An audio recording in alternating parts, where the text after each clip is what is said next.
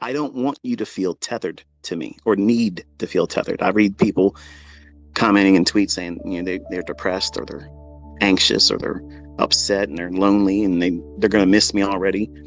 I don't want you to feel that way. I've given you enough right now. If I stop, you have plenty, but I have more. I'm going to share.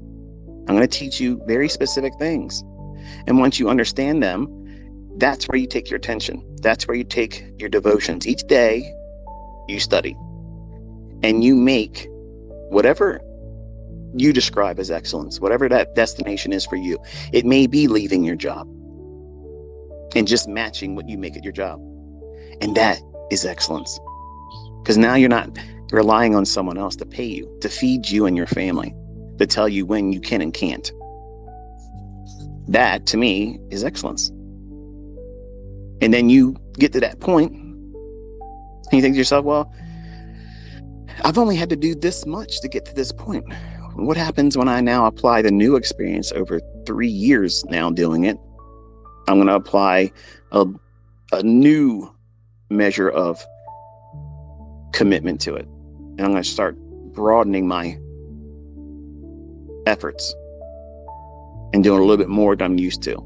Not overnight trying to make $1 million, but just slowly growing into your new self. Remember, before that ugly ass caterpillar turned into that butterfly, it had to die as a caterpillar. And it was very ceremonial.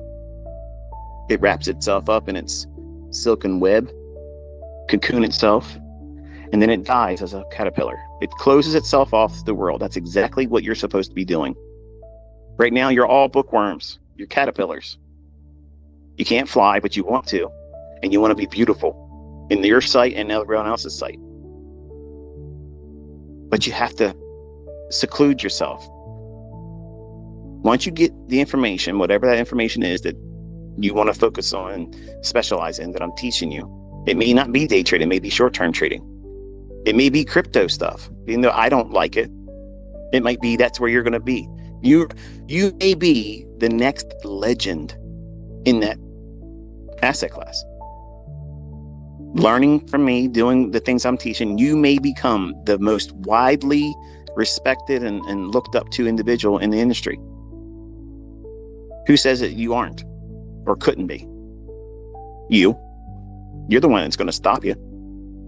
And you're the one that's going to fuel that. But you have to be able to segregate yourself from the influence of social media and negativity and things that are really just a waste of time.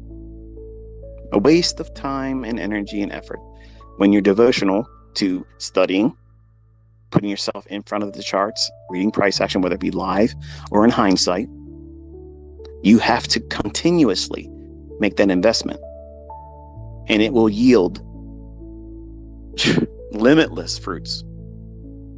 Even the smallest of experience, whether good or bad, in the proper learning environment, yields so much in the future that you can't understand or appreciate right now. The things I've learned, the painful lessons I've learned, many times come up in trade. Like, for instance, the trade I did yesterday. When I was in that trade, reaching for that 44.93 3/4, I wanted to see it trade up in the weekly volume and bounce. That's really what I was trying to reach for, but I knew everybody would see right away the 16th of June 2023's high for ES, and obviously above old high, that'd be liquidity, buy side liquidity. But while I was in that trade over 3 hours long or so, my mind reverted back to either painful experiences I've endured, because I've seen so much price action, so many different markets, so many different time frames, so many opportunities, so many stellar executions, just really phenomenal entries, and just managing the positions. I've seen many of that over 3 decades. But in between all that, there's a laced layer of failures, losing, blown accounts, depression, regret, all those things. And I remember all that stuff while I'm watching price action. And sometimes it can be a distraction. Sometimes it can be an encouragement where I'll watch something in price action and it'll remind me of something I did before.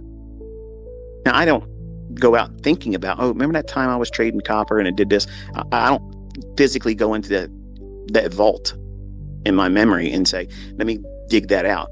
It's just when I see something in price action, it makes me remember that event because it was impactful. It was either a win or it was a debilitating loss. And you're gonna have a whole memory bank of that.